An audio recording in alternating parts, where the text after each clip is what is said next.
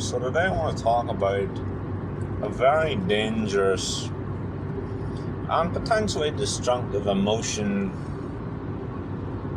that unfortunately in today's society is becoming more and more prevalent. The emotion of disillusionment. Now, the idea for this video just sort of happened to drop in my lap today while I was at work. I was in conversation with a couple of the college graduates, well, recent college graduates, as you call them. We were all sort of working within fairly close proximity of myself in trying to complete a specific project, details of which are not important. But a lot of these guys, particular graduated university, colleges, technical colleges, you name it, sort of within the last 4 to 5 years. And there's sort of a recurring theme I've noticed amongst a lot of these college graduates whenever they come in to our organization.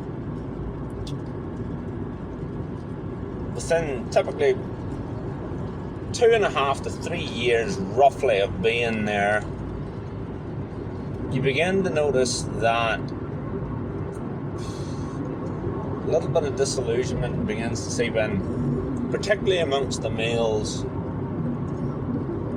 I certainly find they're a lot more susceptible to it than the female of the species, but well, I'll put forward a hypothesis for that shortly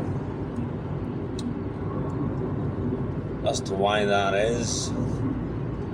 In my own personal experience, obviously with my tone of voice by now, it's not difficult to ascertain that I am male, which, as any popular psychologist will tell you, I'm more sort of influenced and particularly find more enjoyment in discussing ideas, perhaps, than feelings, which at times, certainly in the 21st century, where the utmost importance is placed on feelings rather than actual fact, logic, and ideas. So it's certainly not too difficult to understand why and even empathize with a lot of these young guys once they've got out in the industry in bits and pieces, why they do suddenly start to become disillusioned. In this period of hypersensitivity and overdependence on feelings and emotions and sentiment, it's definitely not too hard to understand why a lot of these young guys are starting to feel a bit lost and out of their depth. Why they come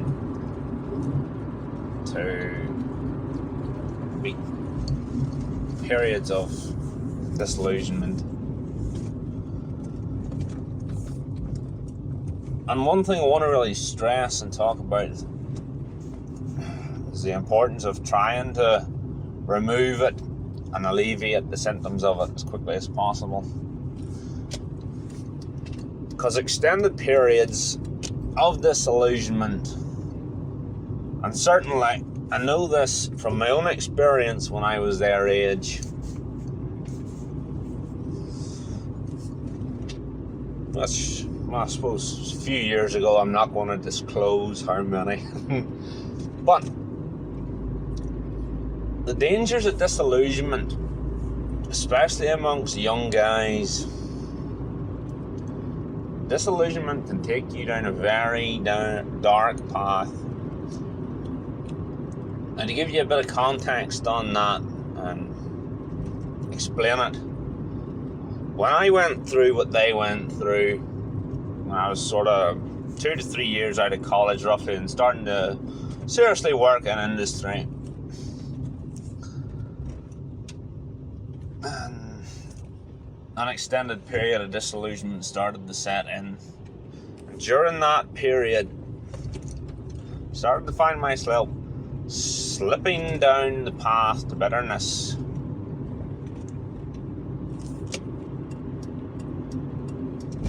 And, well, as you can imagine, once you start down the path of bitterness, well, then you're not on a very big leap to resentful. If you're on the path to resentfulness and resentment, particularly against a particular group or demographic that you believe are getting preferential or treatment or shown favoritism, well, now that can get your stomach all knotted up and cause the creation of some very dangerous and destructive emotions and ideas. So I find it very important to alleviate these symptoms as quickly as possible.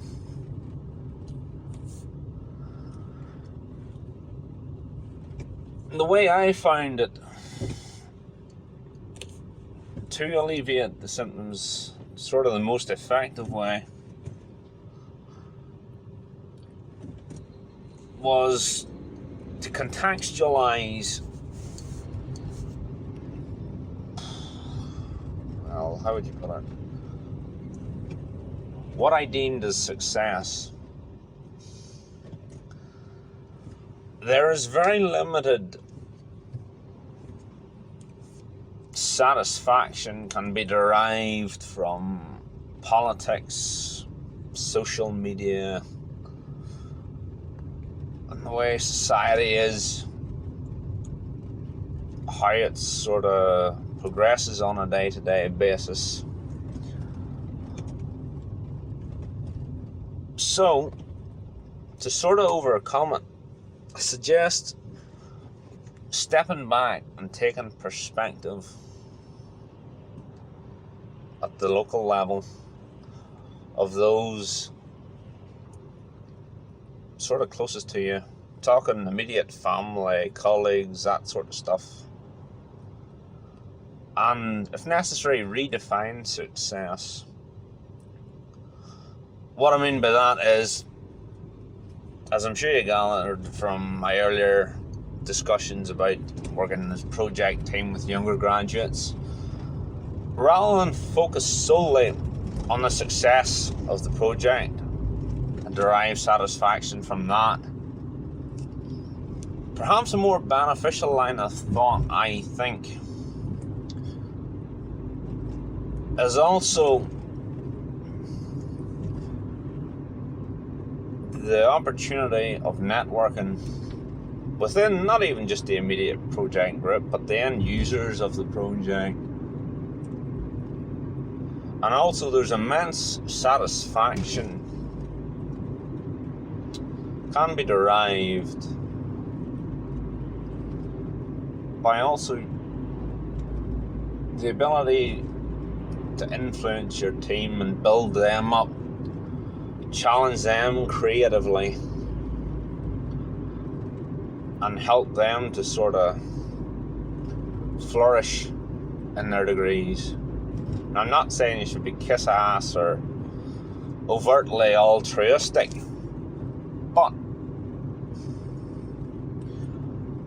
you'll appreciate this more when you get older.